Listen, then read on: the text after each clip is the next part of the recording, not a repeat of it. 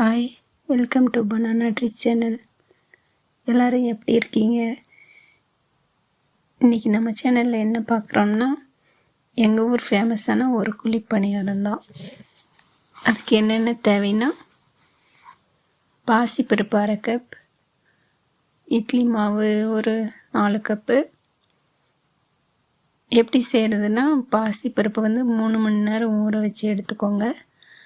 அதுக்கப்புறம் ஒரு மிக்ஸி ஜாரு, சின்ன ஜார் எடுத்து ஊற வச்சதை எடுத்து அரைச்சிக்கோங்க.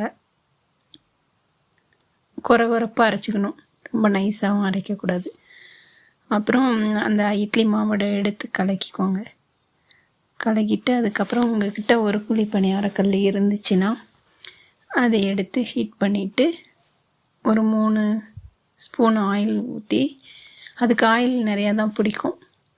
3 ஸ்பூன் ஆயில் ஊற்றிட்டு எண்ணெய் நல்லா காஞ்சதுக்கப்புறம் ஒரு கரண்டி மாவு ஊற்றணும்.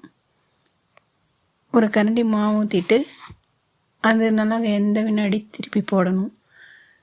அது கருகருக்கும் வாய்ப்பு இருக்குது, அதனால கொஞ்சம் பார்த்து திருப்பிக்கணும்.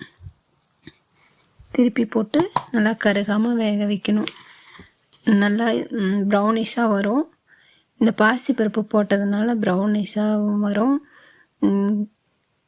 கிறிஸ்பியாக இருக்கும்.